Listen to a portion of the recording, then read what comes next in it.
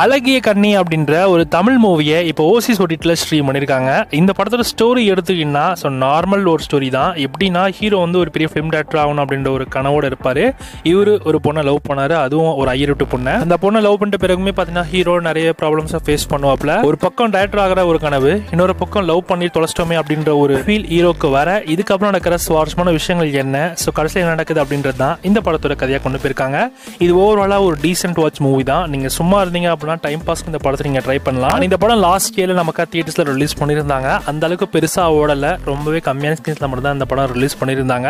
இப்போ இந்த படம் ஒரு வழியாக நமக்கு ஓசிஸ் ரெண்டல் பிளாட்ஃபார்ம்ஸில் இந்த படத்தை கொண்டு வந்திருக்காங்க. ஸோ இருக்கிற எல்லா ஓடிட்லுமே இந்த படத்தை ரெண்டலில் ஓசிஸில் மட்டும் அவைலபிளாக இருக்குது. செக் பண்ணி பார்த்துக்கோங்க.